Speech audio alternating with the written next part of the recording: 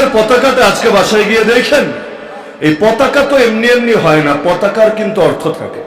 কোন দেশের পতাকাই মনে চেয়েছে দুইটা চারটা কালার বসায় দিচ্ছে, পতাকা একটা হয়ে গেছে না ভাই, এভাবে কখনো পতাকা হয় না। বাংলাদেশের লাল সবুজের পতাকা, লালের কি অর্থ নাই? সবুজের কি অর্থ নাই? প্রতিটা দেশের পতাকা তার মূল প্রতীক, মূল আদর্শ, মূল চেতনা ধারণ করে। ইসরায়েলের পতাকা বাসায় গিয়ে দেখবেন, যারা আগে দেখেছেন তো দেখেছেন, আলহামদুলিল্লাহ এমন মুসলমান বাসাও দেখেছি, দেখলে খালি দেখতেই মনে চায়। পাপোশের উপর ইসরায়েলের পতাকা বিছিয়ে রেখেছে, যারাই ঘরে ঢোকে আর ঘর থেকে বের হয় আস্তে করে একটা করে পাড়া মারে। এমনকি কেউ যদি কমোডও বানাতে পারে ইসরায়েলের পতাকার রঙে, বিশ্বাস করেন আমাদের মনে কষ্ট লাগবে না, মনে আরো খুশি লাগবে। ওরা আঘাত করতে পারবে আমাদেরকে, আমরা পারবো না? মাজলুমের অধিকার আছে আঘাতের জবাবে প্রতিঘাত আনার, ইটের জবাবে পাটকেল ছোড়া। তো ওদের পতাকায় দেখবেন, পতাকার ব্যাকগ্রাউন্ড তো সাদা, উপরে আর নিচে দেখবেন দুইটা ব্লু দাগ। ওই যে উপরে ব্লু আছে না, এরকম ব্লু দুইটা দাগ, নীল দুইটা লম্বা লম্বা দাগ, মাঝখানে 6 কোণা বিশিষ্ট একটা স্টার, একটা তারকা। এমন কি না? উপরের আর নিচের এই ব্লু দাগের অর্থ কি? মাঝখানে 6 কোণা বিশিষ্ট তারকার অর্থ কি? যদি বলেন কোনো অর্থ নাই, আপনি পতাকাও বোঝেন না, আপনি রাজনীতিও বোঝেন না, আপনি দুনিয়ার কোনো কিছুই বোঝেন না, আপনি এখনো দুধ কলাই খালি খান। উপরে আর নিচে আমাদের ব্যাখ্যা করার দরকার নেই, ব্যাখ্যা ওদের নিজেদের। বলবেন ব্যাখ্যা কি নিজেরা নিজেরা করে এরকম উল্টাপাল্টা ব্যাখ্যা? আরে ভাই, দুনিয়ার তিক্ত বাস্তবতা।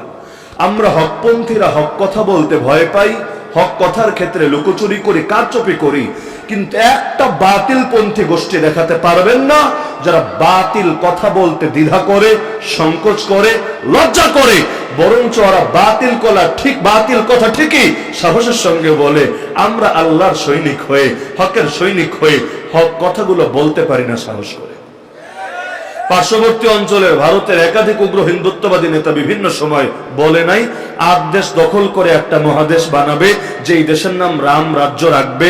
এমনকি রাস্তায় রাস্তায় শত শত না হাজার হাজার মুসলমানকে নির্যাতন করে নাই, এই কথা বলে বলে বল জয় শ্রীরাম, বল জয় শ্রীরাম বলে লাগবে, না হলে তোরে পিটিয়ে মেরে ফেলা হবে। এভাবে কত জুলুম, কত নির্যাতন যে হয়েছে এর ইয়ত্তা নাই। এমনকি এক মুস্কানের নামক এক কিশোরীকে কিভাবে আল্লাহু আকবার বলে প্রতিবাদ করতে হয়েছে উগ্রদের বিরুদ্ধে, গোটা দুনিয়া তো দেখেছে। তো এখন এই যে জুলুমগুলো করে, 8টা দেশ মিলে নাকি একটা মহাদেশ বানাবে। 8 দেশ কোনটা?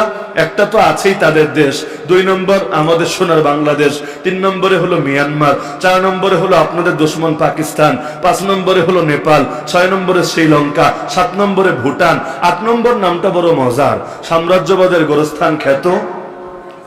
আমার এই দিনটা দেখার জন্য আল্লাহর কাছে দোয়া করতে ইচ্ছা, আল্লাহ এই দিনটা দেখার জন্য অন্তত লম্বা হায়াত দিও। এরা গরুর মুখ পান করে আর গরুর গোবর দিয়ে কেক বানিয়ে খেয়ে কিভাবে লড়াই করে এই সিংহ শাবকদের বিরুদ্ধে, এই দিনটা দেখার জন্য তো কিছুকাল দুনিয়ায় বেঁচে থাকার দরকার। দুর্বলের সঙ্গে বড়াই সবাই দেখাতে পারে, হাতি যদি পিঁপড়ারে বলে এই পিঁপড়া আয় খেলবো তোর সাথে, তোর কত শক্তি দেখায় দে, তোর সাথে আমার লড়াই হবে। আর এতে হাতির কোনো বীরত্ব প্রমাণিত হয় না, উল্টো হাতি যে একটা কাপুরুষ এটা প্রমাণিত হয়। এরকম চ্যালেঞ্জ দিলে হাতির ইজ্জত কমে, পিঁপড়ার ইজ্জত আবার ঠিকই বাড়ে। বলবেন কেন? এত প্রাণী থাকতে নজর পিঁপড়ার দিকে পড়লো কেন রে? ডাল মে কুছ কালা তো জরুর হ্যায়। আরে পিঁপড়ার মধ্যে মনে হয় কোন বৈশিষ্ট্য আর বিশেষত্ব আছে, না হলে তারে কেন চ্যালেঞ্জ দিয়ে বলে আয় আয় খেলা হবে তোর সাথে? তাহলে এখান দ্বারা হাতির মান কমে, পিঁপড়ার মান কিন্তু ঠিকই বাড়ে। আজকাল যারা নিজেদের বেটাগিরি আর বরত্ব দেখানোর জন্য অসহায় আর নিরীহ আর সম্মানিত ওলামায়ে কেরামের সঙ্গে বেয়াদবি করে, তাদেরকে আমরা বলি কান খুলে শুনে রাখো, এর দ্বারা তোমাদের কোনো পৌরুষ, তোমাদের কোনো কৃতিত্ব প্রমাণিত হয় না, বরঞ্চ এদের সঙ্গে এই বেয়াদবি করার দ্বারা এটাই প্রমাণিত হয় তোমরা কাপুরুষের বাচ্চা, কাপুরুষ ছাড়া কিছু না।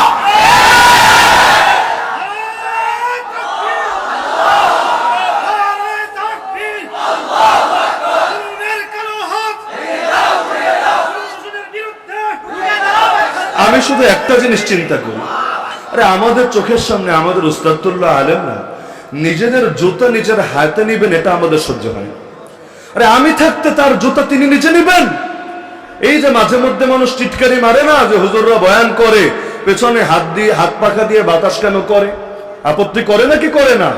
মাওলানা মামুনুল হক হাফিজাহুল্লাহ আপনাদের এই মাহফিলেরই তো প্রধান মেহমান, তিনিও কিন্তু জবাব দিয়েছিলেন, আরে খালি এটা দেখো না, আমাদের ছাত্ররা আমাদেরকে হাত পাখা দিয়ে বাতাস করে, বাস্তবতা হলো আমাদেরকে খালি ছুঁয়ে দেখো না, প্রয়োজন পড়লে আমাদের ছাত্ররা নিজেদের বুকে তাদের রক্ত পর্যন্ত আমাদের হেফাজতের জন্য জমিনের বুকে ঢেলে দিতে পারে।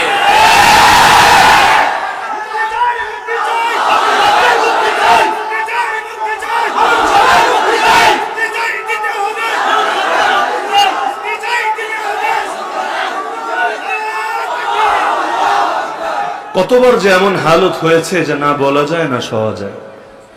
যেই কয়বার এই হালতে পড়েছে আমার শুধু একটা হাদিসই বারবার মনে পড়েছে।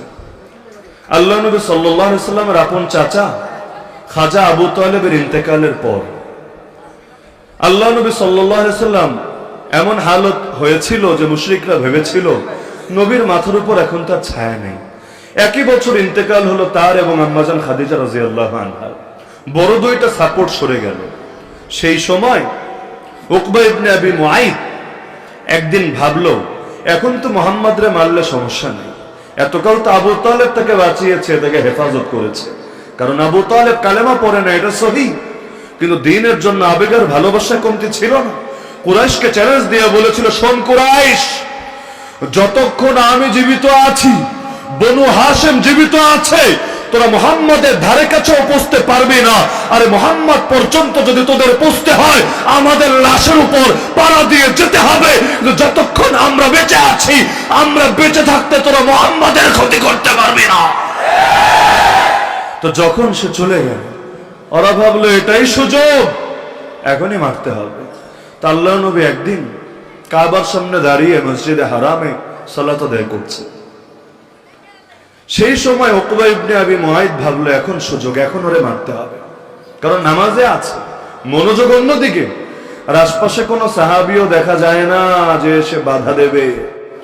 এবার রাসূলের কাছে এসে নিজের গা থেকে চাদর খুলে নাউযুবিল্লাহ সেই চাদরটা আল্লাহর রাসূলের গলায় পেঁচিয়ে ফেলল।